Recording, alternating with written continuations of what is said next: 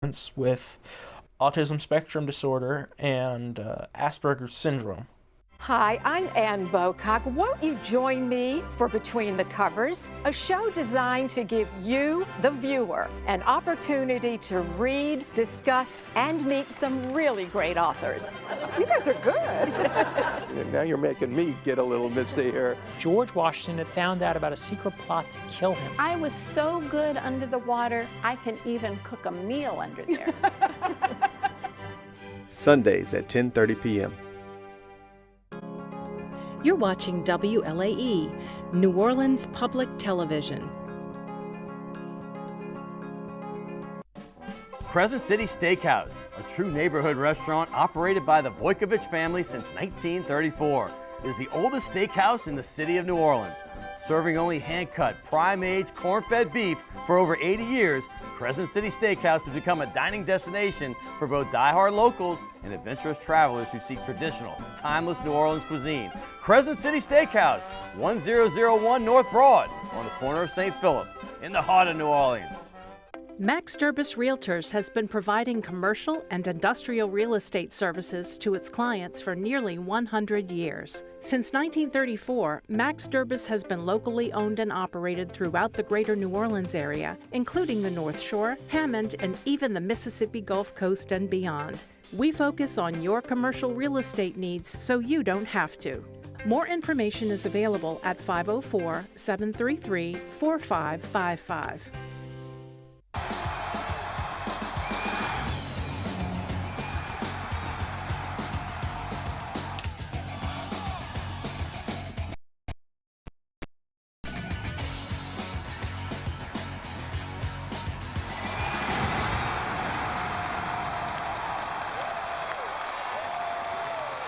Good evening and welcome to Primetime Sports. There is so much going on in the sports world, but first I'm your host Scott Alexander and I cannot wait for this show. It's going to be one of the more unique ones we do.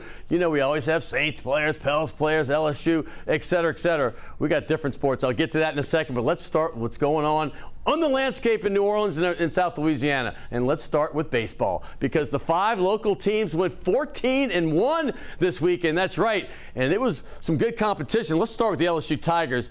They had a 4-0 weekend. I mean, if you want to count the 14-1, make it 15-1 because they went to Houston and played 4 games. They started with Rice.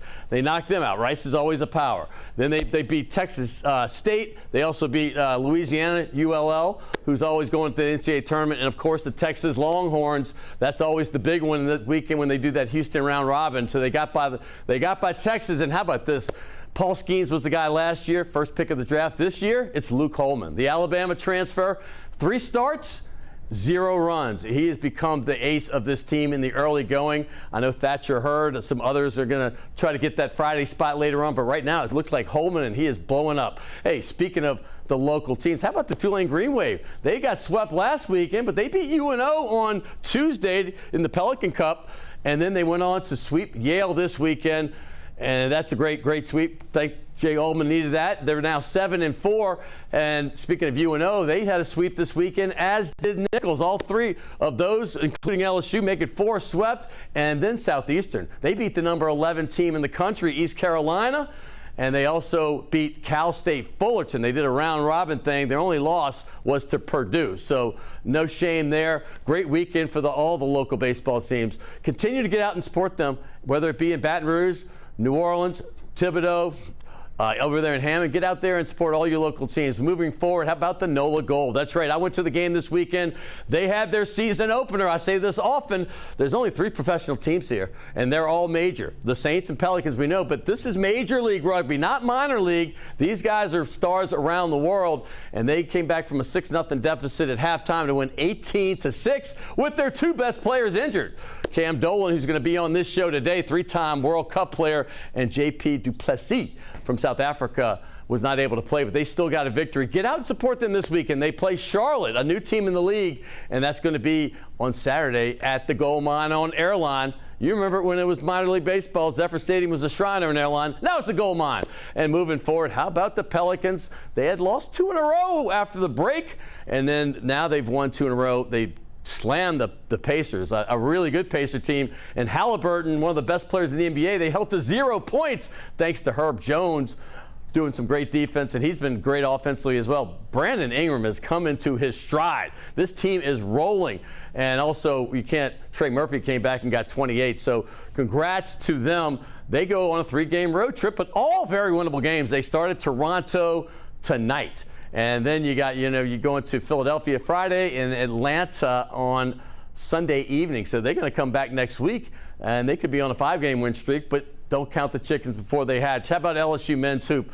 People were writing them off, but people didn't realize that gauntlet they went through. They played each of the top teams in the league, and they had lost a few in a row, but now they came back, and remember, I told you they beat Kentucky at buzzer beater. They also had that big win at number 11 South Carolina. Hey, they took it on the chin against Mississippi State, but they got 2 big wins last week, and then they have 2 games left. So they're 8-8 in conference after being 3-15 last year, and they have a good chance to go 10-8 because they wrap up the season this weekend against 0-16 Missouri in the conference. I don't know what's happened to the Missouri Tigers, but they haven't gotten a win all season in the SEC, and then they go this midweek game is going to be at Arkansas. Never easy, but the Razorbacks are 5-13. They've got a lot of turmoil going on in there. Hey, by the way, Jalen Cook, the former LSU player, the former Tulane player, and back at LSU, he's been basically sent on his way all 3 times, and he got suspended.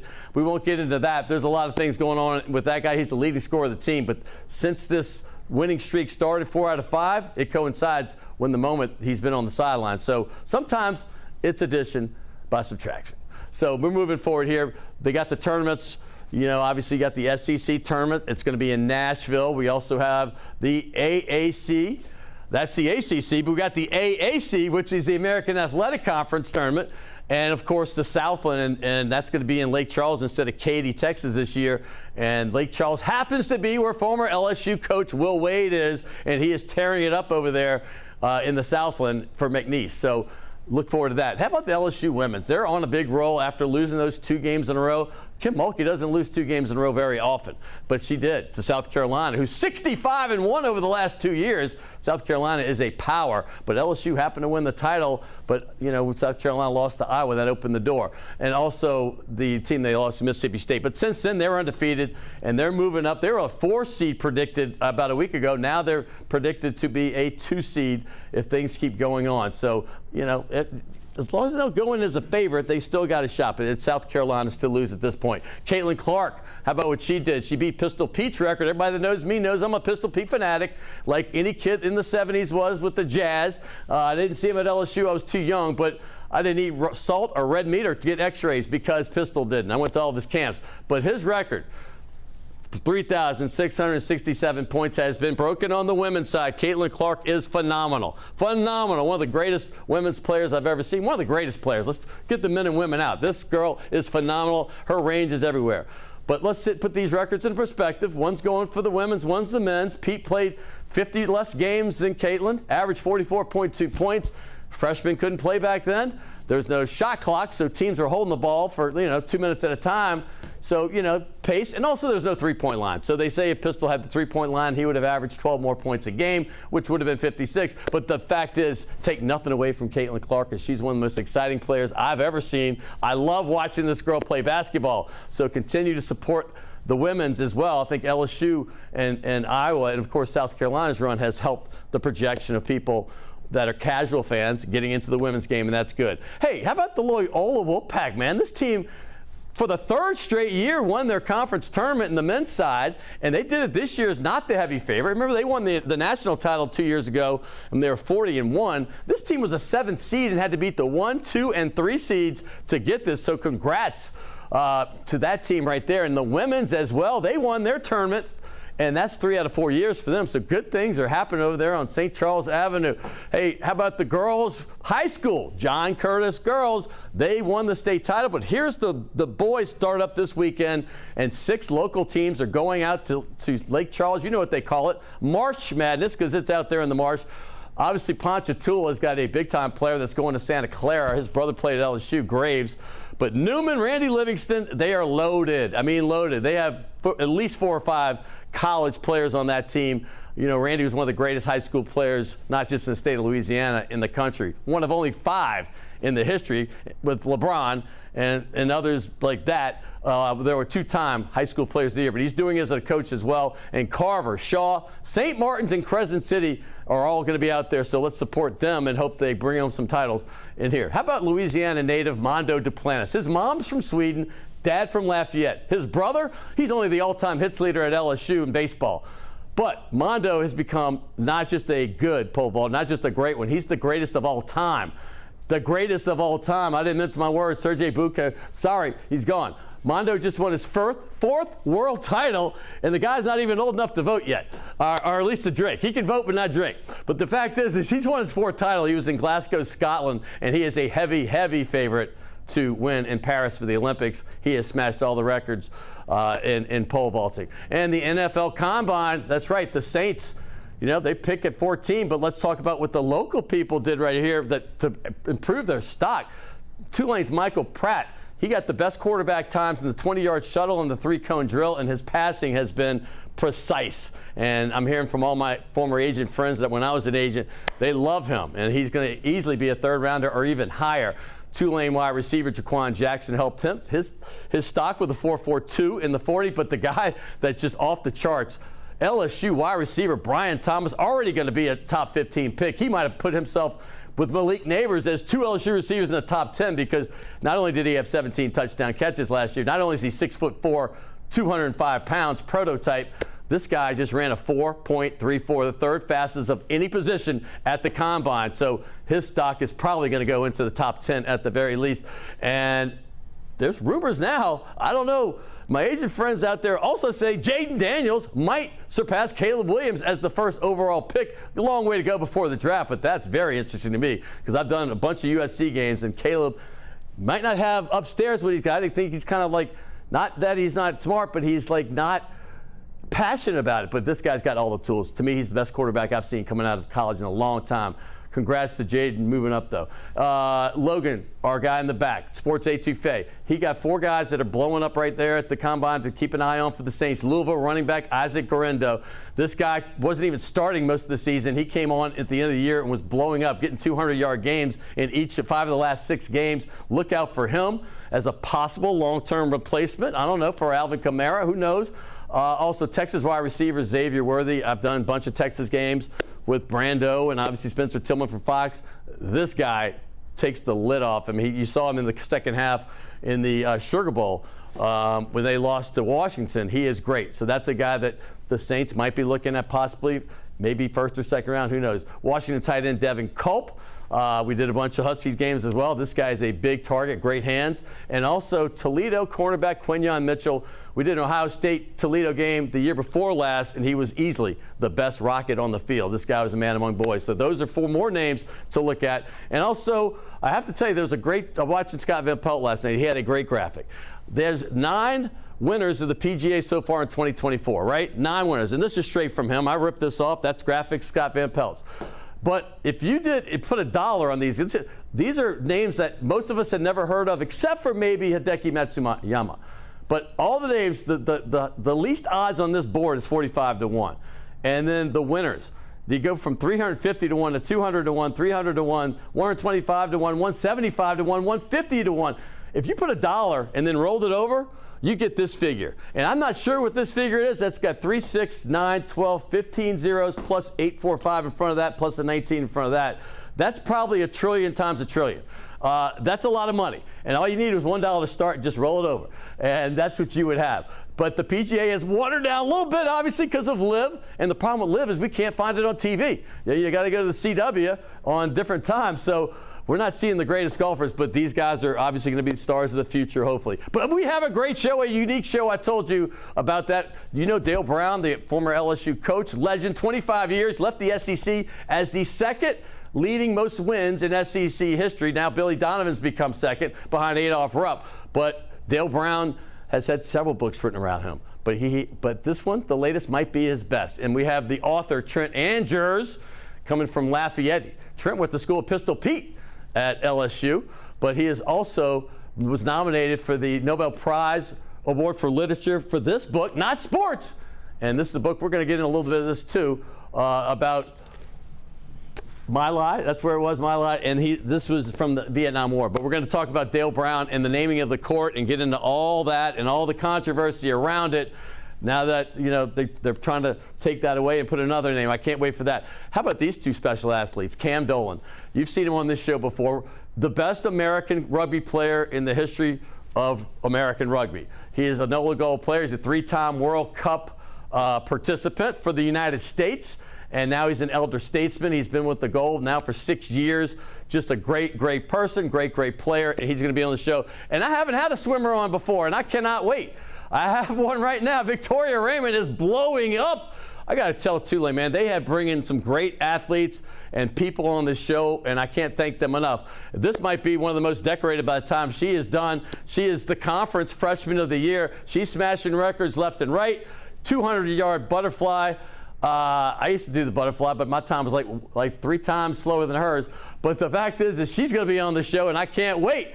All that next on Primetime Sports.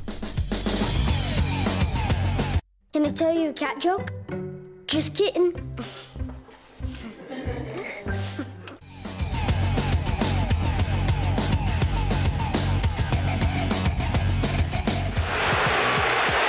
I've been in the NBA 16 years, had a lot of coaches. Coach Brown was the only guy that stuck up for me.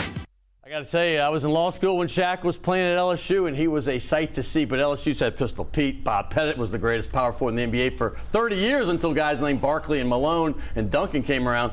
And, of course, Chris Jackson, the most electric player I've ever seen in college. They've had a lot. But Shaq and a lot of those guys played for Dale Brown. Well, actually, Chris Jackson and Shaq played for Dale Brown. But 25 years, when he left the NCAA, he was the second most wins in SEC coaching history behind Adolph Rupp. We mentioned that in the open. But the guy I have today wrote a book recently that I love. And Dale Brown's had a few books written about it. But the court was recently named after Dale Brown, and deservedly so. It should have happened years and years ago, but it got done. And there's been some controversy since then. We're not going to get too into that part, but we want to get into it. But Trent Andrews, who was nominated for the Nobel Prize for Literature, that's the highest you can get when you write books. That's it. In simple language, that's it. But he is going to join the show. It's for another book that I mentioned in the open. But here he is right here. Trent, good to see you, man. Well, thank you. I don't have many authors on this show. Well, but since you're writing about one of my favorite coaches of all time, Dale Brown, we had an exception. So how you doing, bud? Any better, I couldn't stand it. There you go. Well, tell me this real quick. How did you get involved with this situation? Because you're the one that kind of spearheaded the whole thing with the court getting named after him. We all know we all wanted it, but nobody was taking charge and doing it. And tell us how that came about. Well, I kept seeing the letters to the editor and the advocate advocating Dale Brown Court, but nothing was happening. Voices crying in the wilderness. There's all this logic as to why his name should be on the court.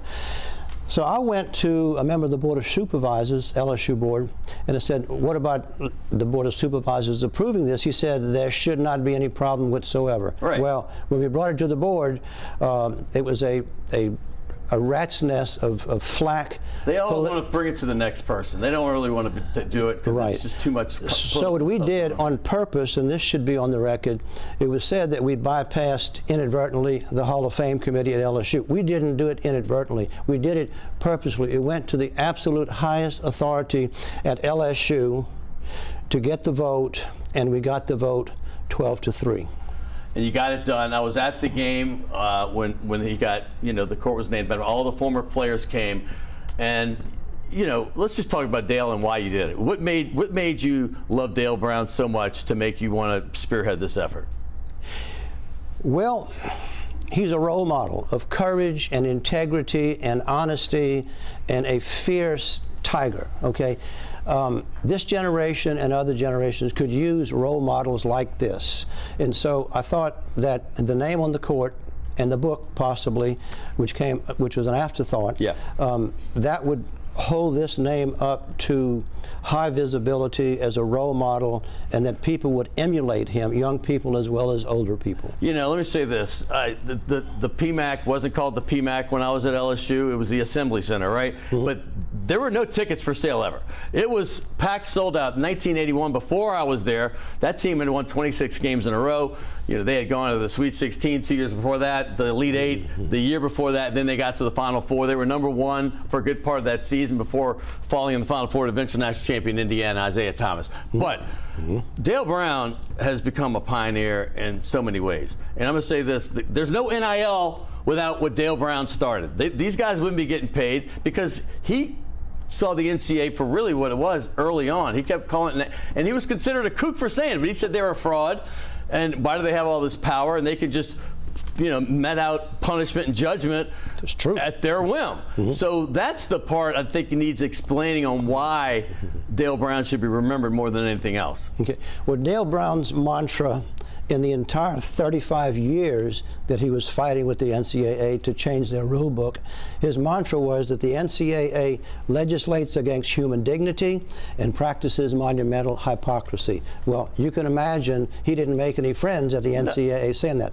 But there were 43 rules that he identified, and in the course of this 35-year period, about 30 of them or more were changed. There were rules that were petty, demeaning, and insulting. Yeah, let me say one, for instance. A player of his mom needed surgery.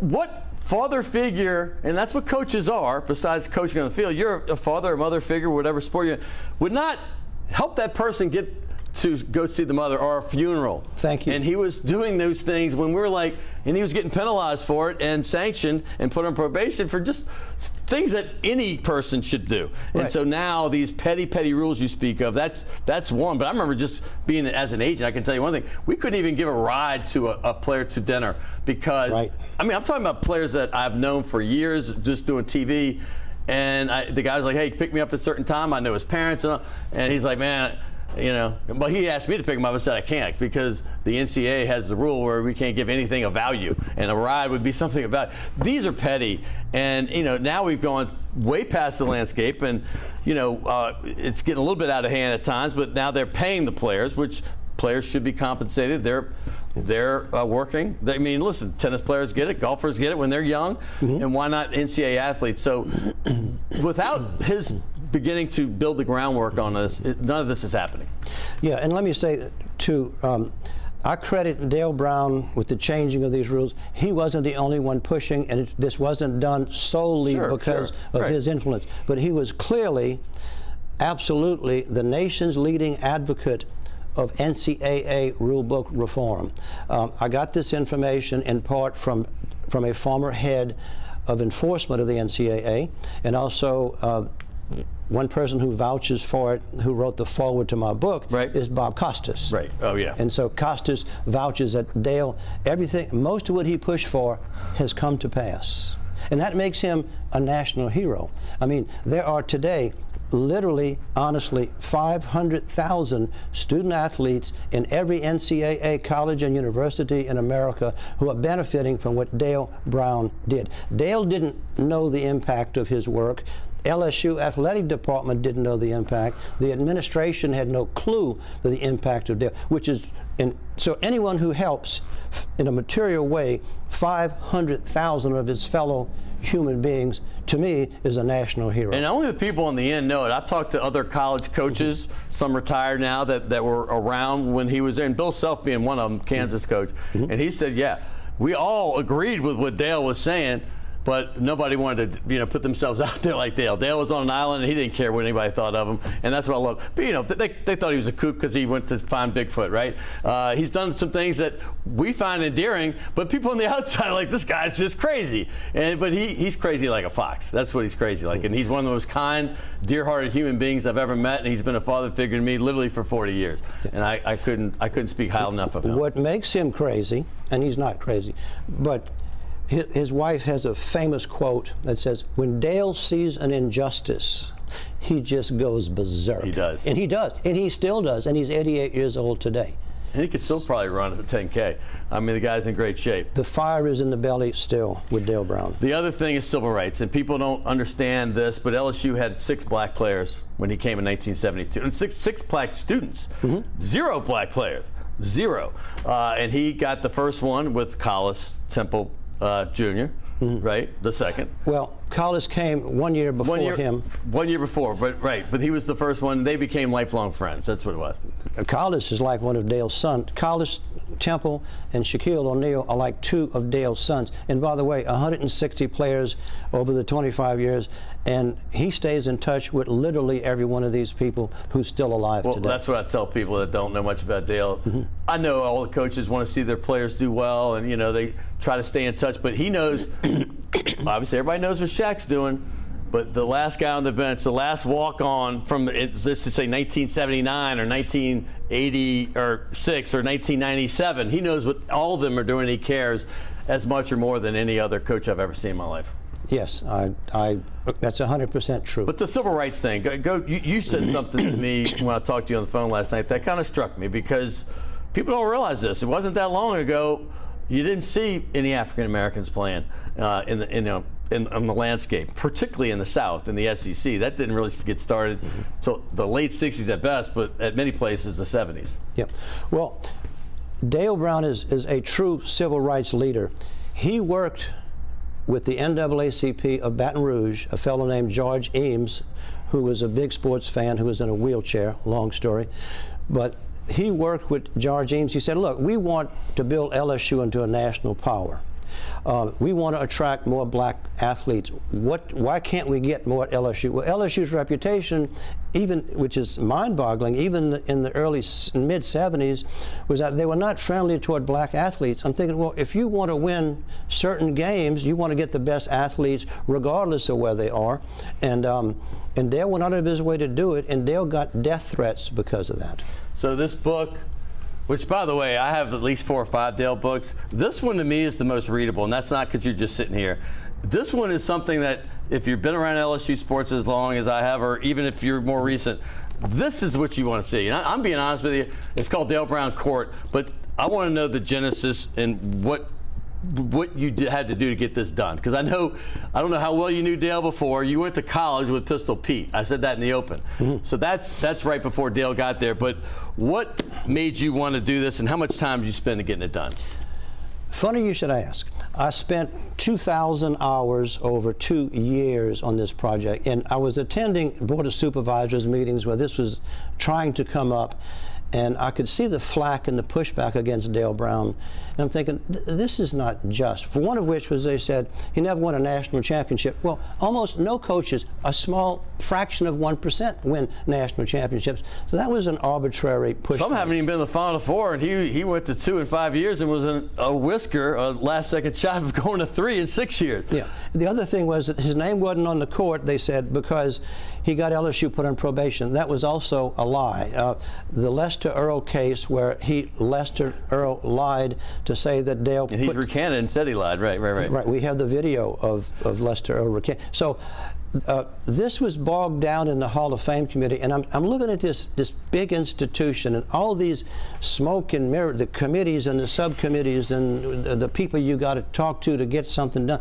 And I'm thinking, the heck with this. Let's just take it straight to the top, straight to the Board of Supervisors, straight to the ultimate authority. But as I saw all of this, I'm thinking, this is intriguing.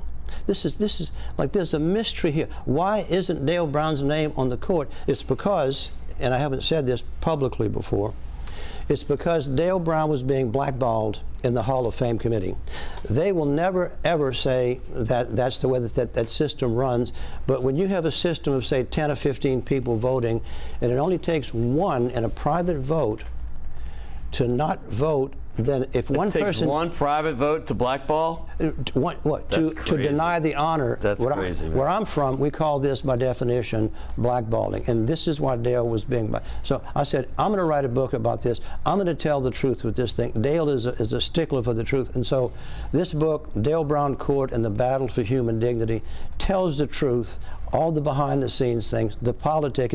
It tells Governor John Bell Edwards' role in this for also forcing the woman's name onto the court.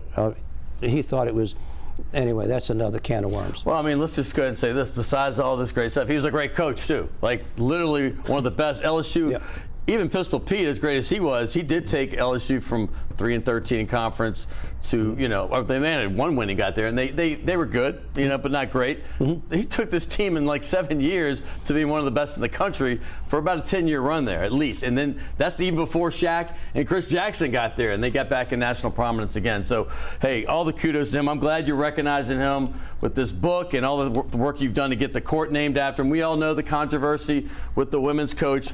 Not necessarily need to get into that, but let's see. Celebrate the greats that have come before us, and Dale Brown's certainly one of them. Yep. So I want to give you gifts, and you came all the way from Lake Lafayette, and we had some storms the last 2 days, so I want to thank you very much. But feel this shirt real quick. You've probably never felt one.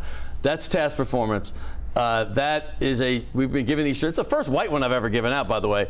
But I'm telling you, when I saw Drew Brees and Sean Payton and all them wearing it at a press conference, I put one on 12 years ago, and I've never taken them off. I love them. That's why they represent our show, and I love them as a sponsor. Mr. John Steakhouse, you asked for Desi Vega. He's the owner, okay. and Archie Rodenkirk will take care of you there with Trent. If you have time to stay there, I'll even go with you tonight. Okay. But thanks, man. Appreciate you coming all the way. Okay, my pleasure. Take care. Hey, by the way, this is a unique show, like I said in the open. One of the best swimmers that's ever been in the South here at Tulane. She's from Canada. She's coming up. And one of my favorite guys on the planet. That's right. I met Cam Dolan 6 years ago. Has it been that long? And I've watched him just progress and progress. And he was already a superstar on the national level. But they're coming up next on Primetime Sports. Thanks.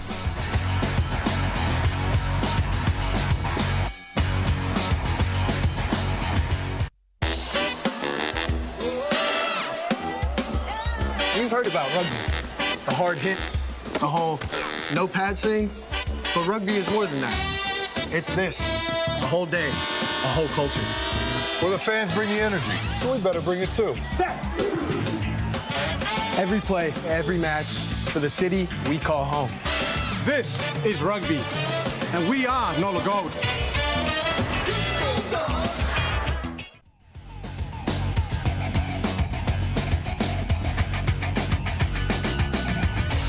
Hey, welcome back to Primetime Sports. I want to thank Dale Brown, author Trent Angers, and we've got Cam Dolan coming up with the NOLA Gold, but right now we're going to swimming. That's right, getting in the pool, because things like this haven't been happening at Tulane ever. That's right, freshman Victoria Raymond. She comes from Toronto, all the way down to Tulane, and she is smashing records. She's got 11 records already at Tulane. She is the freshman of the year in the American Athletic Conference. She's got the 200 butterfly. She was #1 in the conference, and she ranks in the country as well. But she's here to join us, and I got to give a shout out to the MVP right now. That's Jason Collier, because he's been bringing somebody nearly every week, and they're all interesting and fun to talk to. And here, welcome to the show. Thank you for having me. Thank you. I have a feeling with what you've done as a freshman that this won't be your last time. Oh, no, definitely not. If you stay at Tulane, you're staying. Yes, 100%. But the first obvious question, Victoria, you come from Canada. Tulane didn't have much of a reputation. They just got a locker room finally, and it's beautiful, about a month ago. The pool has been in process of being done, and it's beautiful too, but that's finally here. What made you come to Tulane? Oh, it was a long journey, my recruiting process, but eventually I took a trip down to Tulane, and I loved the campus, loved the city. Everything about it was just so new to me, and everything clicked. I loved the coaches, everything. It was such a good visit, and I had to commit. Well, yeah, listen, I love what you just said, because you love the city, and New Orleanians love you to love us, and we love you back in droves. But what was your impression when you heard New Orleans, being from Toronto? And Toronto's a beautiful city. I've been several times with the NBA. But before you got here, what was your impression of just hearing the word New Orleans? Yeah, when I took my official visit in last fall, I literally had never even stepped foot in the state of Louisiana. Why would you have? I mean, exactly. It's a long way away, and you're in high school. Right? Yeah, and I'm like, my parents were like, oh, New Orleans, that's a pretty fun city. Like, and they've never been either? No, they haven't been either. Okay. The first time they came was when they moved me in. Oh, wow. So, yeah. All right. But I didn't really know much. My parents were just like, it's a very unique city, there's a lot of stuff going on always, but. What's stuff mean? Just partying. Let's be honest. Partying. That's what it's about. Right. Right. Yeah. So wait. So you took this official visit like when you were in high school, right? And you flew down by yourself? Yeah. Okay, that's a little bit daunting. But when you got here, what did they show you? I'm just curious, when a recruiting trip, if they show you sites or they just keep it on campus, what do they show you?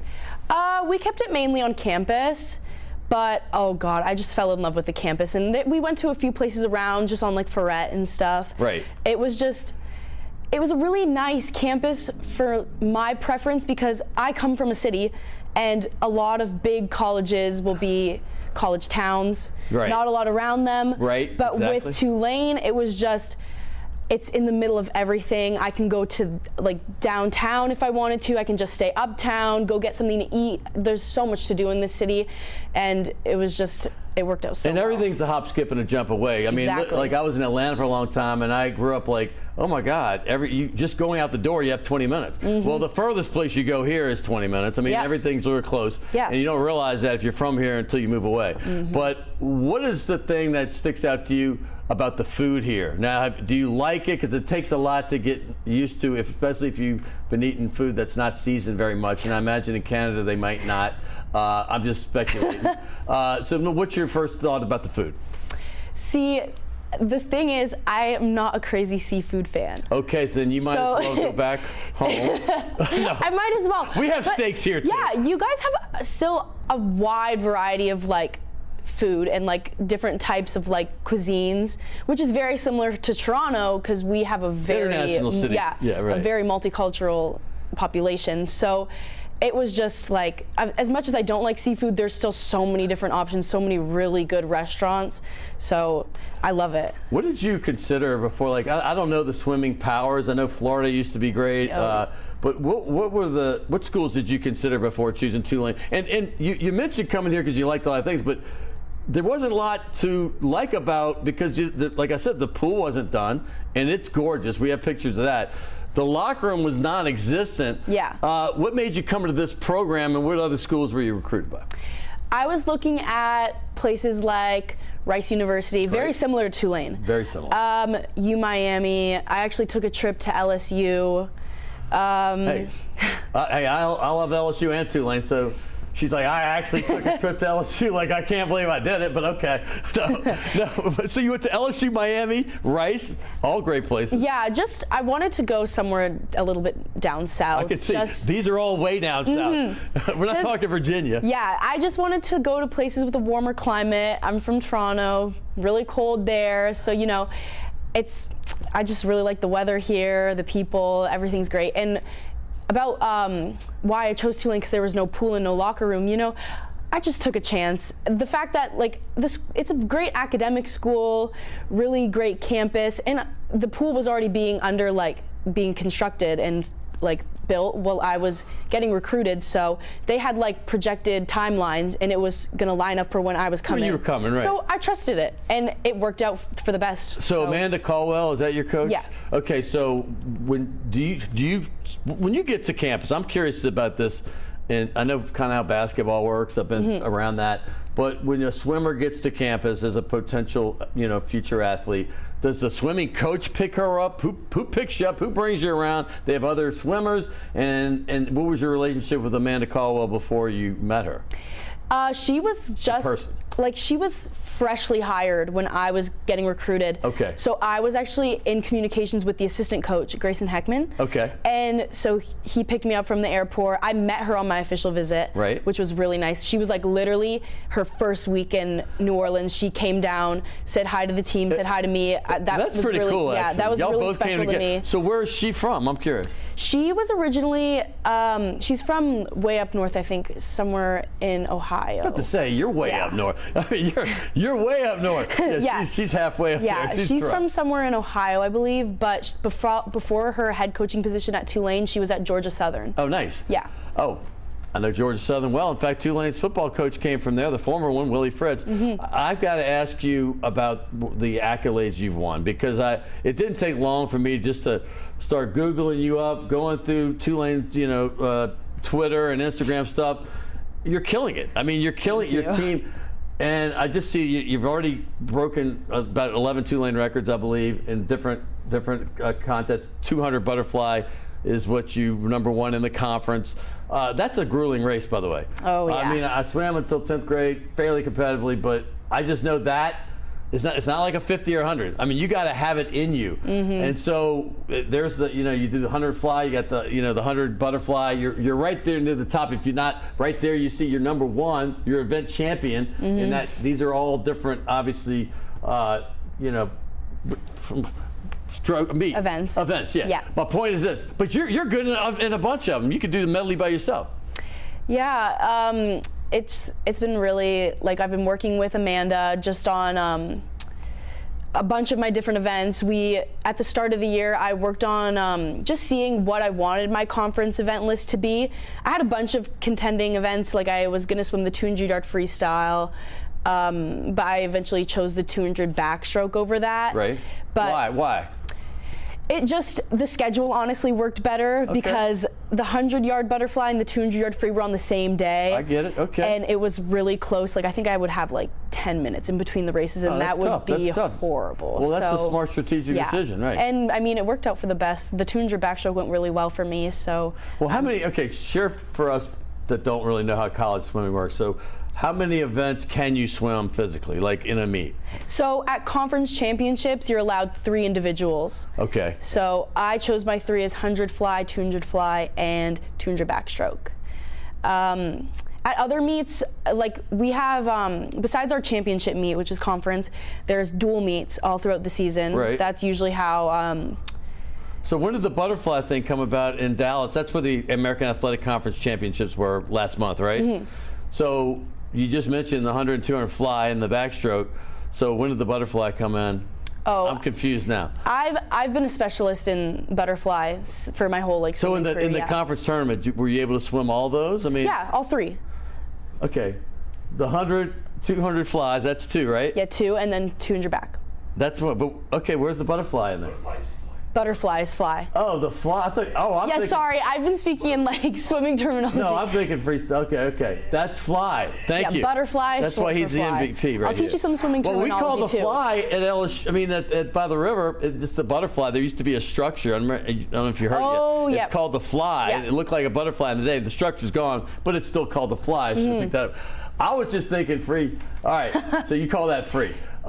There you go. No confusion. How many like relays can you do also in a particular meet if you're doing 3 individuals? I'm not sure how many. I was in like every single relay at conference. So. Oh, so you can do as many. Yeah, it's really up to the coach. I think we're allowed to be entered in every single relay. So when Michael Phelps won 8 gold medals in 2008, you would have been like 3, 4, 5. So that seems like yesterday to me. I watched that in Bon Air, and I realized that this great college swimmer. How old would you have been? Like 2, 3, 4? I'm 2005, so I would have been around 4. 3? Or 3. 3. 3 or 4, yeah. Too late math. There we go. All right. Hey, this has been a pleasure. Yeah, thank you so much. I can't wait to see what the future holds for you. And seriously, now that I'm loving getting all the other events, and y'all are right around the corner. I can't wait to have you back next year.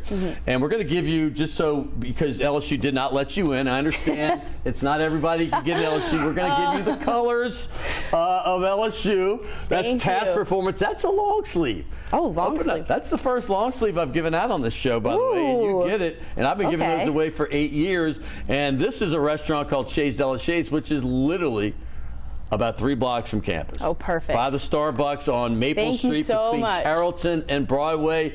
Hey, Google this girl up. I was going to say woman, but yet you're still like a girl. So Victoria Raymond, and she is going to be a future superstar in this business. Hey, any aspirations for Olympics? Is that what every swimmer wants to do? It's a work in progress. It could happen. I'm going to Olympic trials in May. That's what I'm saying. Why can't it happen? You're smashing records at Tulane. You're already the number 1 in the conference in 200 butterfly. Hey, we're going to see her in the Olympics. Would that be Paris, or are you going to wait for the next one? I mean, hey, let's go Paris and the next one. Let's go Phelps and get like 30 gold medals. Victoria Raymond, remember that name and Google it up. Hey, coming up next, the greatest rugby player in the history of the United States. Now, rugby's played around the world, so there are definitely greater players from around the world. But in this country, his name is Cam Dolan, and he is a member of the NOLA Gold Major League Rugby team, and I can't wait to have him back. This is probably his 1, 2, 3, at least 3rd appearance, maybe 4th. He's coming next, right here on Primetime Sports.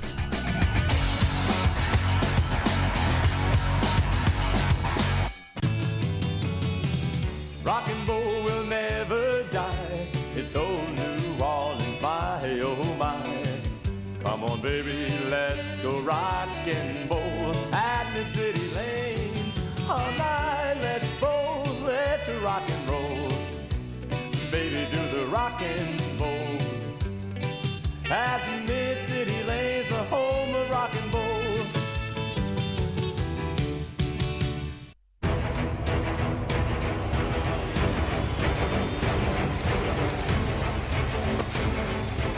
This is New Orleans. You've been to games. You've seen the hard hits, felt the ground shake. You've heard the fans erupt, and you've watched the team answer. You've seen sports in the city, but until you see NOLA Gold, you ain't seen a thing.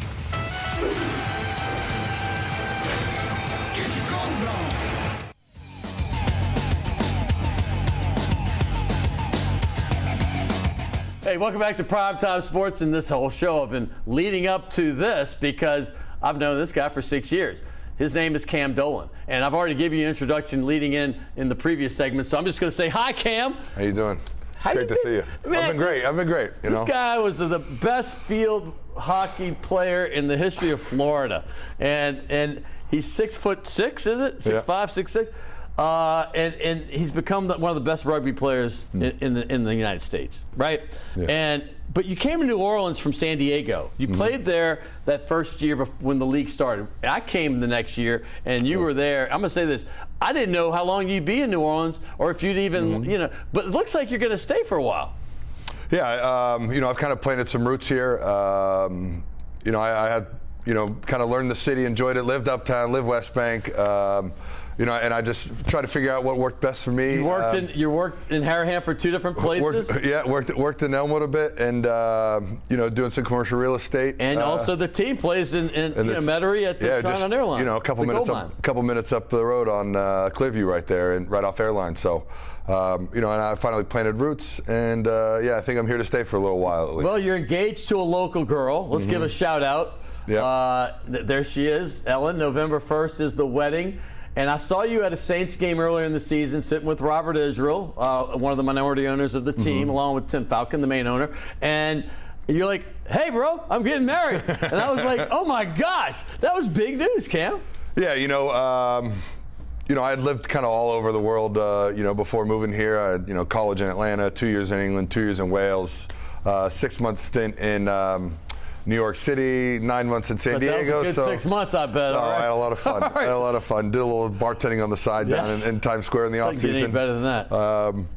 But you came to New Orleans, and this is 6 years, man. Yeah, came to New Orleans. Finally, NOLA Gold. Decided I wanted to stay here, and found a good woman to hopefully spend the rest of my life with. That's so phenomenal. I'm so happy for you. But let's talk about rugby. I know you're hurting right now. Your 6th year. When you got here, the Gold, man, they were on fire. Electric offense. Scoring tons of points. They always had to play the second half of the season on the road, which doesn't help because it gets so hot here. But talk about the progression you've seen literally from 2018 in the 19 season, but you probably got here late 18, and now it's early 24, that you've seen not only in the Gold, but the league itself. Yeah, so when it first started off, I think most of the teams were just trying to still figure it out. Sure. With their training facilities, the coaching staff, things like that. Obviously, you're only allowed so many foreigners on your team, so your domestic guys, most of which have never played professional rugby before, is all semi-pro for them, or they were straight out of college. So, right. When you get into your 5th, 6th, 7th year of that game fitness, the speed of the game is always going to increase. The coaching's going to increase. Everyone's got to take those steps up. So, the level of what we're playing at now is so far beyond 2018. You take the champions for 2018, Seattle Seawolves, you take that exact team and you put it up against any team in the league last year, and they lose by 30 points. I don't think it's even close. Well, that's exactly what I wanted to hear, because I went to the game on Saturday, and it was fun. It was 6-0 Detroit. You were hurt. JP Duplessis, who's another guy that's got some skins on the wall, right? He didn't play. He had a little hamstring issue. But I'm going to say this. I looked down on the field, and I haven't been involved in like 3 years, and the size and athleticism of some of these guys, it has even taken, because we had some really good players back in 21, 20, 19, all that, and I'm like, whoa, this is a whole nother level. So not only has the skill level, but are you getting more foreigners curious about coming over here, guys that are established in other countries that just want to see what this is about? Yeah, definitely. Each year you get, bigger names coming in. A lot of guys with those bigger names is kind of towards the end of their career. Right, the twilight. But then you also have had guys come in who, were kind of young in their career, foreigners who have come over here, had breakout seasons, and now have been, called back to the biggest teams in their countries. For instance, Tom Florence last year was, probably our best player. Yeah. And after last season's, accolades, I guess you could say, he's been called into the Chiefs, which is one of the best teams in the world. Absolutely. In New Zealand, they play Super Rugby. Right. Is their professional league there? He's been called into the Chiefs squad. So that's amazing. That's awesome for him. And now, we're becoming a little bit of a farm for younger guys to go. No, I'm gonna say this about rugby because it gets in your blood. Like I've obviously never played. That would have been something I would love. I love tackle football, no pad. But the fact is that it takes a minute for people that don't understand the sport. I sat in the stands for the first half with friends of mine that know the new CEO, Van Gallinghouse, and they were trying to get me to explain. And it reminded me of 5-6 years ago. I had no idea, and I'm up in the booth calling the game. But the fact is it gets in your blood. This camaraderie among players during the game, they want to beat the hell out of each other, right? And they want to win. They're very competitive. After the game, they're hanging out, having beers. And this isn't just club rugby guys. These are some Olympians. These are world-class guys. I say this often. You're not going to get Russell Westbrook in the NBA hanging out with a fan after the game. It just doesn't happen. Yeah. It's special. This sport's special, and it's the second largest in the world. Some might want to say cricket might be in there, but we don't play that sport here. So it's soccer and rugby. I think that surprises people that don't know much about the sport. Yeah, definitely. I mean, when you take the big five here, you've got football, basketball, baseball, hockey, and soccer, your big five. So, to add another sport into that is always going to be tough. So we got tennis and golf, individual sports that are well watched, right? I agree with that, but just from the big five team sports. So to add another team sport in there, it's going to be tough. But I think what our marketing department and what all our staff have done in the city. I think they're doing a phenomenal job. I think we had 3,500 people at the game this weekend. I'm telling you, I'm watching what y'all are doing from the outside, and I'm really, really blown away because your commercials are really good, and they're getting on. By the way, we made one with you and Cam Jordan. I played when Ryan was on, and that was just from scratch. We just did that in like a day, But my point is, you're getting them on primetime times. Yes. And I know that's an effort. I know we would try to get one in during the Sugar Bowl when I was doing it, but that's hard because it's expensive, right? Expensive, yeah. But your marketing group has made an effort to get it out. And I'm just watching as a fan now, hoping the sport grows, and I know it will. I really do. I think the COVID is one thing that knocked us back. I mean, the momentum was rolling at that point. We were having a great season, first 5 games. We had a fantastic squad at the time, and then COVID hit, and then all of a sudden we didn't have a game for over 12 months. So it's like, people kind of forget. They forget. And they got a lot of things to do here. It comes in festival time. But I'm here to tell y'all, that's one of the spots. This is Tarley, right? And there you are. There's Cam. Yeah. But the thing is like, get out there, New Orleans. I'm telling you, I went as a fan for the first time as opposed to being part of it. And I just enjoyed the heck out of it. I mean, I really did. It was so much fun. It's awesome. From where we came in 2018, 2019, being at Shaw High School in the West Bank to now being at the Shrine on Airline. The stadium puts on a great production and everything as well. It's awesome for families. The kids absolutely love it. Yeah, they do. They really do. It's really exciting to watch them too. And after the game, shaking hands with the fans along the sideline after the game is awesome. The music's good, the food's good. It's a good experience for the parents. The beers aren't that expensive. No, the games aren't even that expensive to go to either. So they're not. On a Saturday afternoon for 2 hours it was perfect. It's a spectacle, really. Let me tell you this. I was there last week. 3 over at 5. Hung out, chatted with some folks for a minute. I was home by 4:45. Yeah. And I had the night to do whatever I wanted. Yeah. For me, it was just watch a movie and fall asleep. And if you really want to make a day of it, there's hundreds of people tailgating starting at noon, you know, and they're out there. People are bringing campers now. It's awesome. Well, it's 3 o'clock. Okay, so this week you got a home, and you won't have one. I had a schedule with me. But here, well, it's over there, I can't read. But I had a schedule. You're going to be going to road games and you have a bye. Mm-hmm. Yeah, there you go. That's the home schedule. But you see the one on the 9th? They're not going to have another one.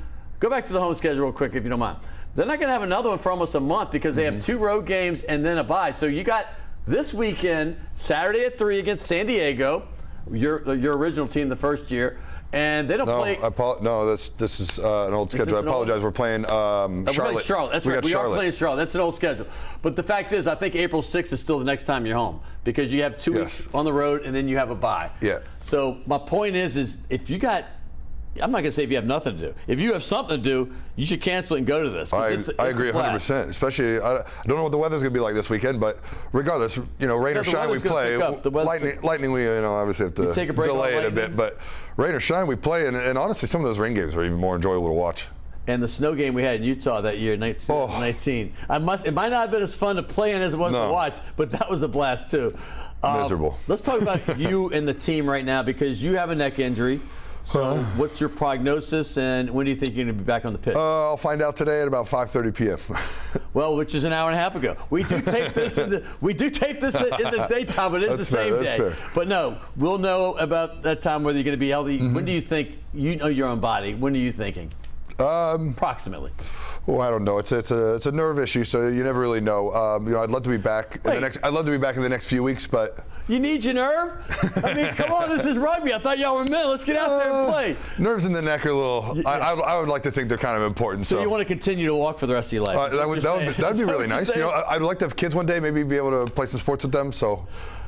Good move. Be careful. Hey, by the way, Tim Falcon, the owner, and Ryan Fitzgerald, Fitzy, they've been there from the beginning. Yeah. And talk about their leadership and what they mean for the city and of course, the No Look Gold. Well, you know, Tim Falcon's definitely a visionary. He had this vision. Man loves rugby, I think, more than anyone I've ever met. He loves it. You know, and he had this vision that he wanted to start a professional rugby team. They were bringing a league to America. They were starting a league, and he said, you know what, we're bringing one to New Orleans. We're going to figure out what happens. Shaw High School didn't even have a stadium at the time. He got together with some investors. They built a stadium for Shaw High School, and I'm going to tell you one more thing. They played their games there. You might not even know this. When I took over, we had a meeting with Doug Thornton in January of 19, and we had Kyle France, who ran the Louisiana Sports Expedition. He was the chairman at the time, and also the number 2 guy in all of rugby from Argentina was in. And we had a meeting, and Tim Falcon is really the guy that spearheaded, one of the guys for sure, about getting the World Cup here. And that's what, 5 years ago, and it's coming in 2031. The World Cup in America is a huge thing, and New Orleans is going to be a part of that. I agree 100%. You know, it comes in, I think, 2031. We're hosting the women come the year after, men's World Cup, and the women are 2032. And I know New Orleans is one of the finalists for bid. I think they want to try to hold the final here. Yeah, that'd be great. Which, if you think about it from kind of their perspective, World Cup. They want to play in the Superdome. Right, and I think they will. The Superdome is one of the only stadiums in the entire country that sits in the heart of downtown. It's perfect. Where you have that many hotel rooms, you know, that close. I think it'd be awesome. I could go all day, but I got to give you your gifts because because you waited and you were patient. I'm giving you both restaurants. Mr. John's Steakhouse on St. Charles Avenue. Perfect. And you love Chez Delachaux. Love Chez Delachaux. Appetizers are phenomenal, and the best wine list there is. I mean, that's a fact. And then, thank you so much. I think these task shirts have gotten even softer. They do something with the bamboo? This is crazy. They got finer bamboo, I guess. Do you think I could put it on my pillow? Make it a pillowcase? It's a pillowcase. Hey, I would take all day. Get out there and support your NOLA Gold. If I didn't have to go in 5 seconds, I'd stay for another 20 minutes and talk to him. But I got to go. See you next week on Primetime Sports.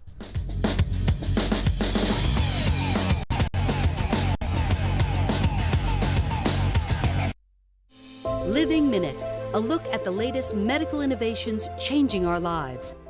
Cardiovascular disease among Latinos is a growing concern, and many of the risks are a result of socioeconomic factors, such as limited access to fresh fruits and vegetables low in salt, and the need to work multiple sedentary jobs. And I think these two socioeconomic factors increase the risk of developing high blood pressure, cardiovascular events, strokes. And until we're able to tackle those, I don't think we're going to be able to get a good control over it. There are simple steps that can be taken to start to get control. Taking the stairs instead of the elevator, maybe parking a little bit further away from the store or from your place of work, and walking. Those small things are really important. And cutting back on salt in your diet. Doing those two will definitely decrease your risk of developing high blood pressure and all of the long-term issues that come along with it.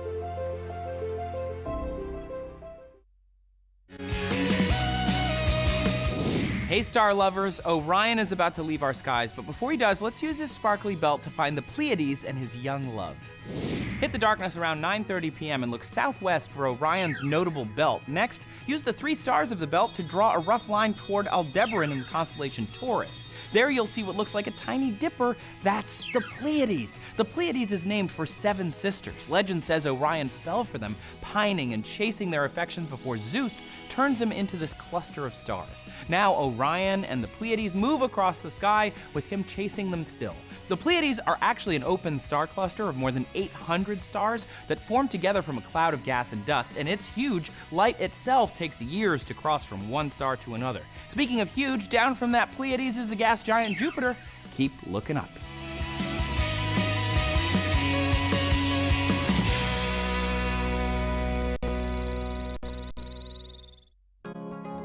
You're watching WLAE, New Orleans Public Television.